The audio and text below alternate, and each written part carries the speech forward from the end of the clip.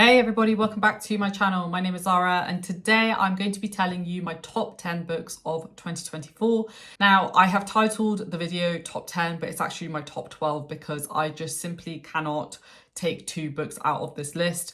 Every single one of these books was a 5 stars.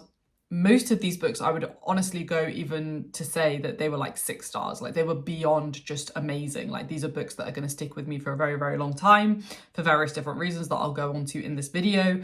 And overall, every single one of these books I would recommend to anybody who watches my channel, provided that it aligns with your tastes, of course. This list is in order, but honestly, I would say like the top 5 in particular are pretty interchangeable, and I definitely think the top 3 are very much interchangeable. So as much as this is a ranking, don't take this ranking as gospel because it really is not. Every single one of these books deserves their place on this list. Every single one of these books deserves to be raved about and shouted about. And I think with that in mind, let's jump into the video. Now, before I do that, before I jump into my top 12, I am going to do just a few honorable mentions because there were so many amazing books and series that I read this year. The first one I want to mention is a fantasy book called Kavithri by Aman J. Bedi. This was a debut release, I believe, in 2024, and it's fantasy that's very much inspired by India. It has a caste system, it has a really interesting magic system, and it's all about like revolution and what happens when people are pushed to their limits, when minority groups are pushed to their limits. This is an absolutely fantastic fantasy series. Well, I did have a few tiny little minor issues with it. I think overall it was not only an excellent debut, but it was just an excellent fantasy book. I'm super excited to see where the series goes next. The next one that I have to shout out about because I already have plenty is The Will of the Many by James Islington. I really wanted this book to be on my list, but I honestly couldn't do it in good faith because there's just so many other books that I think do deserve to be higher than The Will of the Many. But that's not to discount The Will of the Many. Like, it is an absolutely fantastic, fun, fast-paced book. It's such a great start to the trilogy, and I'm so excited for the second book this year. Like, I just cannot wait. I will do anything to get my hands on an arc because I am that psyched. So excited, so excited. Then we have The Life of Heaven by Ursula K. Le Guin. This is a book that I haven't stopped thinking about, and it's just really good. Like a lot of Ursula K. Le Guin sci-fi in particular, it's quite prophetic. There's a lot of things that she talks about that are just so ahead of their time, and it's just so well written. It's just fantastic. And then the next one is Piranesi by Susanna Clarke. Again, this is another one that I really wish was on the list, and I wish I could find a way to get it on the list, but I think more than 12, I'm pushing my luck. But I will just say this is an absolutely fantastic book. This was a 5 stars, very whimsical. The innocence of our main character is just something that I was particularly drawn to. It reminds me of a version of myself when I was younger. And I think there's something to be said about that loss of innocence as we do get older. Piranesi is just an absolutely great book. It's just so good, and I'm so excited to read more Susanna Clarke in the coming months and years. And then the last one that I'm going to mention is actually a manga, and I would actually put this on my list, but I don't think it's fair to put a manga on my list. I don't know why. I think I'm just saying that so that I don't have to take off one of the novels. But that is Hirayasumi by Kage Shinzo. This is just, it's just the best manga. It's just so heartwarming. It's so relaxing. It's just about people being people, trying to come to terms with their lives and trying to do things in the best way that they know how, but not always knowing what the answers are. It's just a delight. It is a delight, and everybody should read it.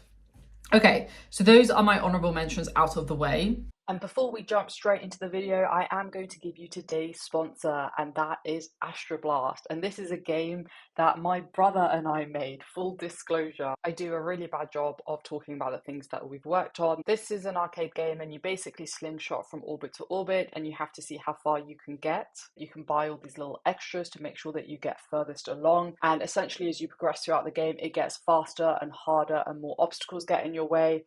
It's a really fun game. It's on iOS and Android, so please do consider checking it out. If you do play it, thanks for the support, and do let me know if you liked it. Now let's go into my top 12 books of 2024. So the book that we have in 12th place is A Stranger in Alondria by Sophia Samatar. This book is criminally underrated. I talk about it quite a lot on my channel in the hopes that people will pick it up.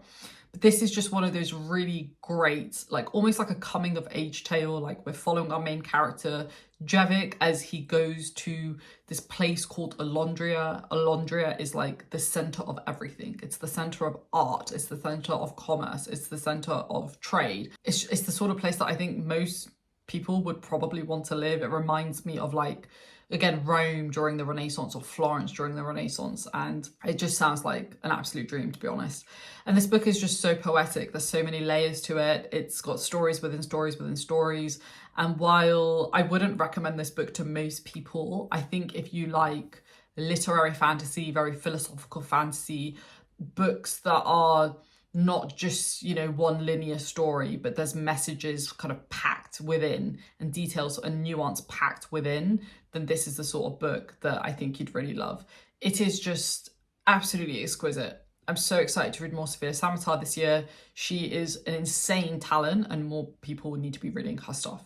I am going to mention quotes as well. So for the quote that I have for A Stranger in Alondria is, once you have built something that takes all your passion and will, it becomes more precious to you than your own happiness. You don't realise that while you are building it, that you are creating a martyrdom, something which later will make you suffer.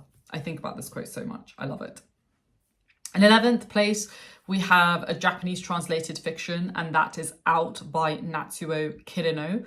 And this book is one of, if not the darkest book I have ever read. We are following the lives of 4 women in a suburb in Tokyo, and it's about them basically living very mundane lives. They all have very poor paying jobs and they live in very fractured families and they don't really have a sense of place, a sense of belonging.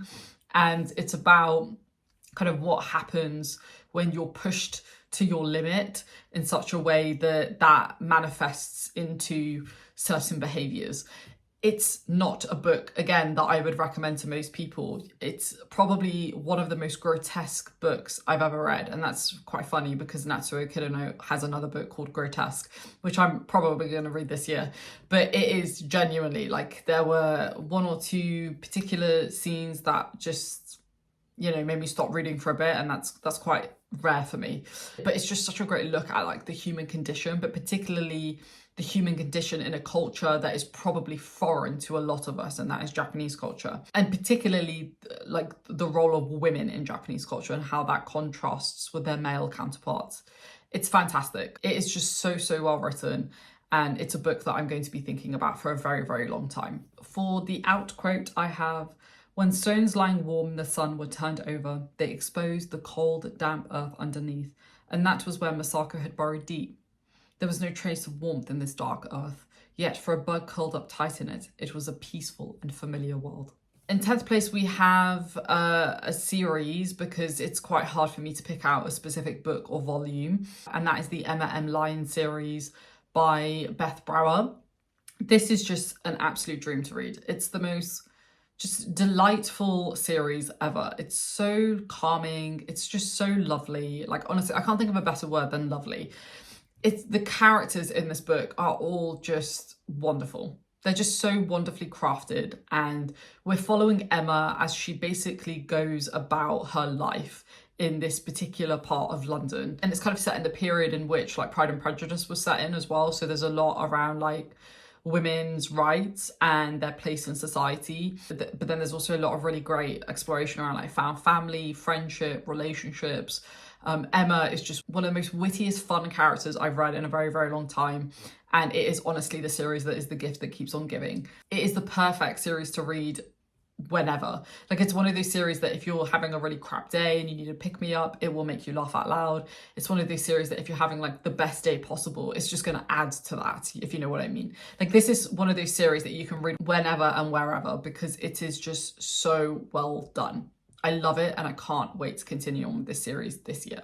Then for Emma M. Lyon, I have a quote from volume 5. We have, I've decided positivity is the Everest of virtues. You have to not only confront the dismal realities of life, but choose, oftentimes, to blatantly ignore them. In 9th place, we have The Reformatory by Tananarive Due. This is a horror book, and this essentially follows a reform school, I believe it's in Florida, and it's about a young boy who is sent there when he is wrongly convicted of committing a crime. And as you can probably tell by the description, it's a very tough read. It's set in Jim Crow, Florida. And obviously with a book like this, there's a lot of discussion around race and how Black people were treated like not even second-class citizens, but third-class citizens. And it's just very gritty, very fast-paced, very, very well written. It's quite a big book. It's like 500 plus pages, but I read it so quickly because the writing is just so addictive. There's a lot of tension. There's a lot of not really knowing like when the penny is going to drop, and then when it does drop, and then it just goes into like hyperactive mode. Like, it's just absolutely fantastic. Covers these themes in such a sensitive, delicate, nuanced way. And our characters that we follow two POVs. They're both so well fleshed out. They're both an absolute delight to read. Similar to Out, this is very dark. It is, you know, it's quite graphic in places. Again, there were one or two scenes in this book that I had to pause and kind of take a bit of time away from it. But I don't think it's done for shock value. I don't think it's done to portray a particular message. I think it just approaches the subject matter in a way that I think it should be done, and that is honestly. And it is a book that I will remember for a very, very, very long time. And it's also put Tanana Review on my map now, and I can't wait to read more of her stuff as well. For the quote, we have, Gloria had always found it silly that so much effort went into trying to send humans to space instead of learning how to get along on Earth. Gloria is right. And I left another book off this list. I don't know what is going on with me this week. I managed to leave off one book off my worst reads, and I managed to leave off one of my favourite reads, but there we go. One book that I have to add into my top 12, so I guess it is a top 12 rather than a top 11, is Novola by Paolo Bacigalupi. This book is absolutely fantastic. I had pretty much zero expectation going into it, but I think it's one of the most fantastic historical fantasy books that I've ever read. It is a standalone, and we're essentially following the rise and fall of a very powerful family in what is essentially a fantasy version of Rome or Milan during the Renaissance. We get a really great cast of characters. We really get a sense of what this world looks like and how it feels. We get a really good sense of the stakes and what is at stake if things don't keep going the way that they are going. And we're also presented with some really fantastic thematic work around family and identity, but also knowing your limit and the consequences of not knowing your limits, which I think is a really interesting theme to explore. I've mentioned this elsewhere that if you like The Folding Knife by KJ Parker, then I strongly, strongly recommend that you read this book because it is really, really, really, really good. And it's in the same vein as The Folding Knife. Like, it's very much a rise and fall of a very powerful family, whereas in that case it's Basso, a very powerful individual. We don't really know when the penny is going to drop. We don't really know when things are about to go wrong, but it happens so gradually, it happens so slowly that you might even miss it. And I love that. I absolutely loved it. It was a 5-star read for me. It's one of my favourite reads of 2024, and I cannot wait to read whatever Paolo writes next. I really, really hope he writes more in this world because there's a lot of opportunity that he can explore. But it's just fantastic. It's a book that I haven't been able to stop thinking about, which is funny because I forgot to put it on this list, but there you go. I feel like I had the opposite of recency bias when I filmed this video. But look, I had to shout it out because it is truly, truly fantastic. And I think it's not going to be necessarily a book for everyone, but if you like that kind of typical rise and fall, if you like a very political book that's quite introspective and very character driven, then I think this is a book that you might like. Do be warned though that this has no plot. There is no plot, and for me that's absolutely fine. If anything, I actually quite like that because that then requires the characters to have to step up, which they absolutely do in this book. 5 stars. It was incredible, and it deserves its place on this list, which is why I felt the need to record this. And on to the next one. There we go, good start to 2025. And in 7th place, we have Royal Assassin by Robin Hobb, which is the second book in the Farseer trilogy. This book was just absolutely fantastic. There was not a moment that was wasted in this book, and it was just bang, bang, bang, bang, bang. This to me is just an absolute dream to read from a reading perspective, but also somebody who started writing in 2024. It is an absolute dream from that perspective too, because Robin Hobb is just one of the most insanely talented writers I have ever read. She is phenomenal, absolutely phenomenal. And there is something about her prose that is simultaneously very poetic, quite descriptive, whilst also not like mincing words. She doesn't use 100 words when 10 will do. Like, this is one of the many things that I love about her writing. And this book in particular, I don't want to say anything about what this book is because this is in the middle of the trilogy, so I don't want to accidentally spoil anything. But I think we get really great character progression for each of the characters. We get really great story progression. We get a really good sense of like where our characters are in this world and where they're going to probably go by the end of the trilogy. It is fantastic, and that's all I'm going to say on it. I have done like a 45-minute, hour-long deep dive on this, so go check that out if you're interested. For the quote, we have, "To finally confront the worst there is, to look it squarely in the face and say, I know you, you've hurt me, almost to death, but still I live, and I will go on living." So beautiful. In sixth place, we have A Song for Arbonne by Guy Gavriel Kay. And this book is so beautifully written. It's so beautifully written. I think one of the key differences that I would say between Hob and Guy Gavriel Kay is that I think Guy Gavriel Kay is slightly more lyrical in his writing style than, say, Hob.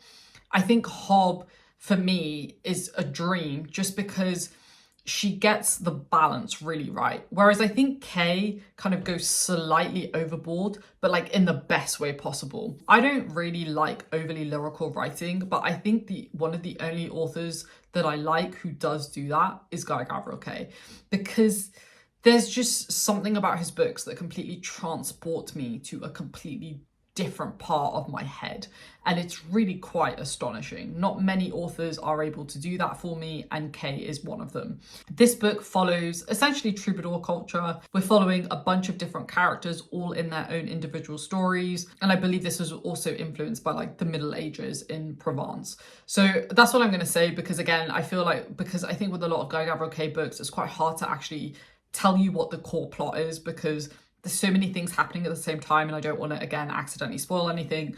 But it is just an absolute dream to read. If you're going to do like literary fantasy or very like lyrical fantasy, then I think Kay's way to do it is like one of the best ways to do it.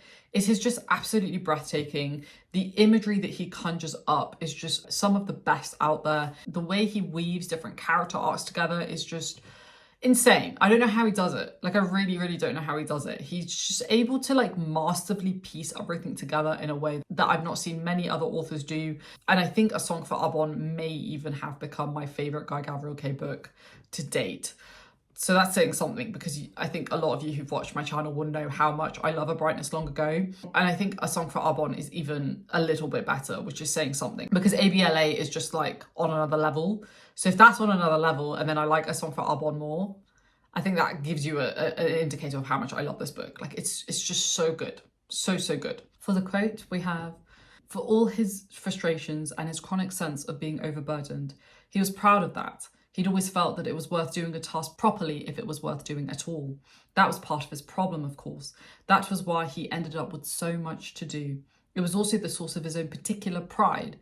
He knew, and he was certain they knew, that there was no one else who could handle details such as these as well as he. A man after my own heart, if I may say so." All right, let's move on to the top 5. As I said, I think generally pretty much this entire list is interchangeable, but particularly I would say this top 5 is pretty interchangeable, is even more interchangeable.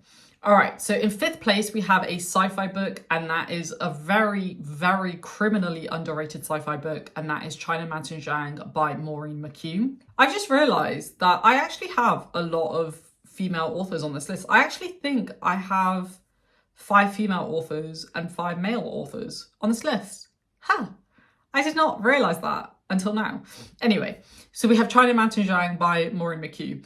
This is a standalone sci-fi book, and it was just a religious experience. And it was a religious experience because I feel like this book is so simple in what it's trying to do, but it does it so effectively. And again, this is similar to Royal Assassin. Like, I love reading this book, not only as somebody who loves sci-fi, and books in general, but I loved reading this book also as somebody who wants to write and who likes writing. So it was just a masterclass in how to do incredibly detailed character work in such a small amount of time. This is like a 200-page book. It's very short. I read it in like a couple of hours. And yet I just felt like every single character was so fleshed out, more so than most characters are in 500-page books. That's phenomenal. Like, to be able to do that in like a fraction of the time and the space is phenomenal, right? And it's very multi-layered. It's stories within stories. For me, I would even classify this as literary sci-fi because it's just got so much depth to it. In this book, we are following Zhang, our main character, as he basically tries to figure out his life and like what he wants to do with it. And in that journey, he faces a lot of ups and downs. In that journey, he meets a bunch of other characters that we get time with. And it is also set in an alternate history where China basically rules the US. It is fantastic. If you like sci-fi, and you even remotely like one part of what I've just mentioned, you have to pick up this book. It is a quick read. It's criminally underrated. It is just so good, folks. I still think about this book. I still think about two of the characters in this book because it gets its message across in such a nuanced, thoughtful way. The author isn't trying to preach anything to you. She's just showing you the world as it is, and then you can deduce your own things from it. It's amazing. So good. For the quote, we have, "In my experience, ideology is a lot like religion. It's a belief system, and most people cling to it long after it becomes clear that their ideology doesn't describe the real world." So true. In fourth place, we have The Spear Cuts Through Water by Simon Jimenez. And I would say a lot of what I just said for China Mountain Zhang also applies to The Spear Cuts Through Water. It is probably the most beautiful book I've ever read, just like writing style wise. It is so beautifully written. It is so sumptuous. There is a level of detail that this author is able to achieve that is just really incredible. Really incredible. Again, this is a standalone. It is essentially following two warriors as they shepherd an ancient god across a very like fractured land. There's like a lot of fighting, there's a lot of political tension, there's like war on the horizon. And this is one of those books that really, again, appealed to my inner reader, but also my inner writer. Like, Simon Jimenez is one of the most talented people alive today as it relates to writing. He is just insanely talented, really talented. This is a book that I think really transcended my own expectations. It's a book really about like discovery, like who you are, your place in the world, and everyone's individual role in making the world a better place. There's a lot of really interesting like narrative devices that he uses in this book. It's set in first, second, and third person, which is absolutely astonishing. Like, it's mind-blowing that you're able to do that in a book that is like a standalone, but then also do each part extraordinarily well. The characters are so likable.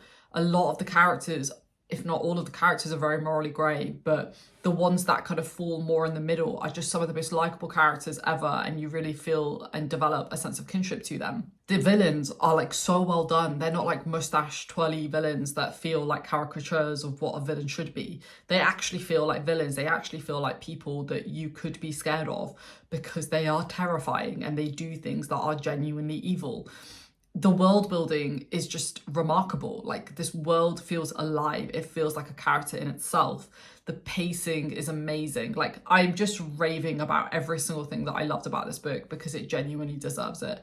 It was just incredible.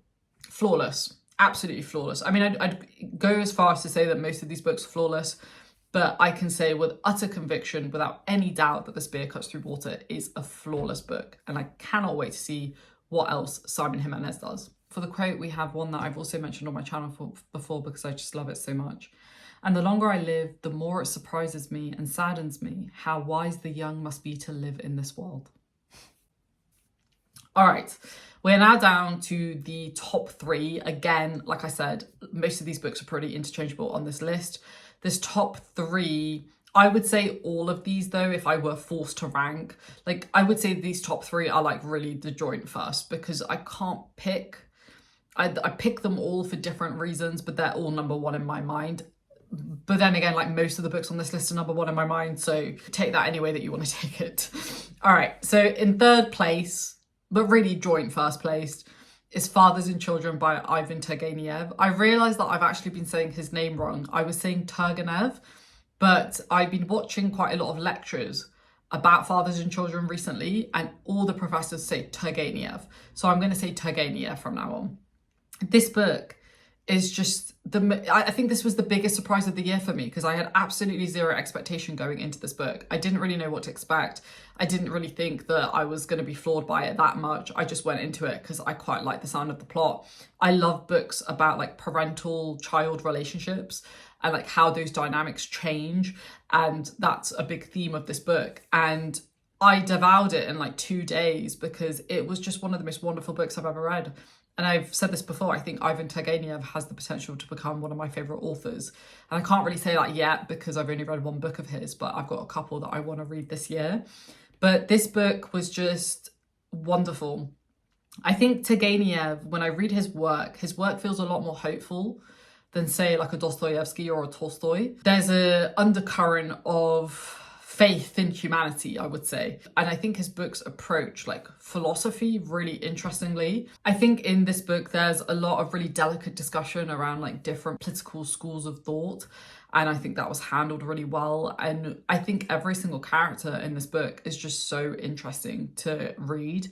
They all have, as you would expect, they all have very particular beliefs, but it's quite interesting to see how their beliefs evolve over the course of the book. This book to me was just super relaxing to read. I felt like I was being taken on a journey to Russia, and I felt like I had a deeper appreciation for like my family after I read the book, interestingly. And it also made me think about other aspects of my own life that I won't go into detail here. Maybe I'll go into that when I do my review. But like I think it's one of these books that because it's so like beautiful and simple in what it's trying to achieve, like I think the big questions kind of hit you more in the face because the writing is really there just to serve you those questions rather than like lecture you on them, if that makes sense. I think it's one of those books that I'm going to think about for a very, very, very long time. It's one of the rare books that I will also reread. I've already been flicking through it quite a lot these last few weeks over the holidays, and I just love absolutely everything about it. It's just wonderful, absolutely wonderful.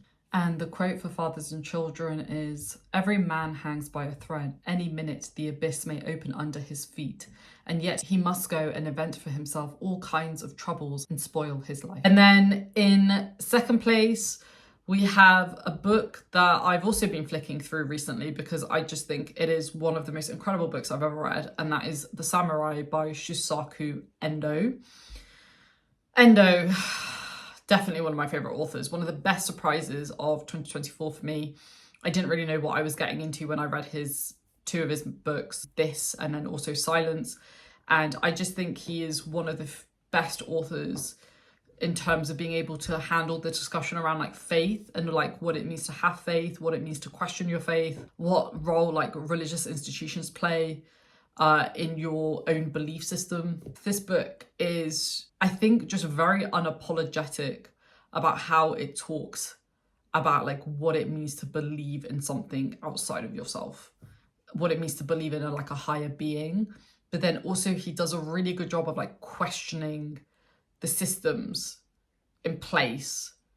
Because if you look at something like the Catholic Church, it is a religious institution. It is an organization. It's almost a business. And what it means to have faith in something on one hand, but then have like the religious institution underpinning it. The other thing that I really love about Endo is that I think his books feel very Dostoevsky to me, and I think that's probably part of the reason why I just absolutely adore his writing, but also adore Dostoevsky's writing, because there is just such a detailed look at like the human condition and why humans do the things that they do. But he's not trying to justify it. He's not trying to favor a particular view. He's just presenting us with the reality of what many of us face, but doing it in a way that forces us to question how we go about the things that we're facing. It is phenomenal. It is honestly one of the best books I've ever read. It is one of the few books that I will reread. because yeah, reading this book again was a religious experience, like genuinely a religious experience. It was incredible, absolutely incredible. For the quote, we have, "Man is a strange being. He always has a feeling somewhere in his heart that whatever the danger, he will pull through. It's just like when on a rainy day, you imagine the faint rays of the sun shining on a distant hill." And then in first place, I'm curious if anybody's guessed it at this point, we have Crime and Punishment by Fyodor Dostoevsky. This book is incredible, absolutely incredible. I kid you not, I think about Raskolnikov pretty much on a daily basis. I think the way that Dostoevsky handles this character and how this character feels so alienated from society that he literally becomes like mentally ill is just so, not only so relevant, but I think it's done in a way that again forces you to look at Raskolnikov with kindness and with a level of empathy that I think would be typically quite hard to instill in the reader. And that's not to excuse Raskolnikov's behavior or his beliefs or anything like that. But I just think he does an absolutely flawless job of just showing us what happens when humans are kind of pushed to their edge. And also what happens when your beliefs, like the beliefs that you internalize, particularly the toxic beliefs that you internalize, kind of manifest into the external, and then how you treat people and how you view other people as well. It is just absolutely fantastic. I just realized I didn't do summaries for the last 3 books, but to be honest with you, I've talked about these 3 books so much on my channel that you probably all are aware. But Crime and Punishment, I think everybody knows what that book is about, right? And I think the way that Dostoevsky writes, again, he kind of hits the points in a way that is so unapologetic. He just understands humanity so well. I think he really does understand how like the human mind works and what we need in order to be able to overcome kind of like mental conditions that can really negatively harm not only ourselves and not only the people around us, but society as a whole as well. It is just incredible, in my opinion.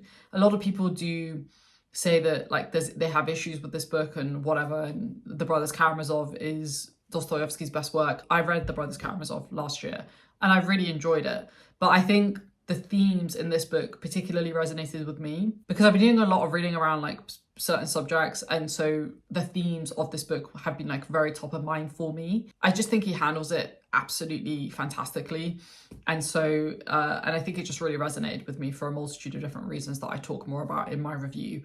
But it's just fantastic, folks. It's fantastic. It truly is a masterpiece. It's truly a great story to be studied, not only for its thematic work, but also for Dostoevsky's incredible writing, for his incredible character work, the way that it's paced. Like the pacing of that book is just so good. Like I never once felt like I wanted to put it down because it's so intense and you feel the intensity of the book build up, particularly after part 1. It just keeps building and it keeps building and it keeps building and it never stops. It's fantastic. And for the final quote, and there's so many more that I wish I could say, not just for Crime and Punishment, for every single book on this list. But one of my favourite ones from Crime and Punishment is as follows. "Pain and suffering are always inevitable for a large intelligence and a deep heart. The really great men must, I think, have great sadness on earth." There's one more that I also want to read because I have it on my document. "We sometimes encounter people, even perfect strangers, who begin to interest us at first sight, somehow suddenly, all at once, before a word has been spoken." There we have it. Those are my top 11 books, not my top 12 books, my top 11 books of 2024. Every single one of these books is exceptional, really. Like I would say all of these books are like 5+ stars books. I'm not a big fan of ratings anymore. I'm planning to do a video on this soon, but like if I were to say what the ratings were, like these would all be 5-star+ books because they all approach their subject matter in a really delicate way and do it in a way that's very nuanced and interesting and engaging and like provokes you to think about your own stance as well. So there we have it. Those are my top 11 books of 2024. I'm really curious to hear what your top books of 2024 were. If you don't want to put, your top 10, feel free to just put your top 3 or your top 1 or your top 2, like whatever you want to do. But I'm really curious, what were your favorite books of 2024? Do tell me why as well. And if there's any that I haven't come across or there's some that are already on my list, I might also consider bumping them up. So what you write in the comments does actually inform also what I might potentially read this year too. So there we have it, folks. Oh, this was just so much fun. Like there's nothing more that I love doing than talking about books that I love and that have like changed me. And every single one of these books on this list has done that in some way. And every single one of these books will stay with me for a very, very, very long time. So thanks for watching. If you like this video, please do give it a thumbs up. And like I said, please do comment down below as well what were your top books of 2024, and I will see you there. Thanks for watching. Stay safe, everybody. Take care, and I will see you in my next video. Thanks for watching. Take care, and I'll see you very soon. Bye.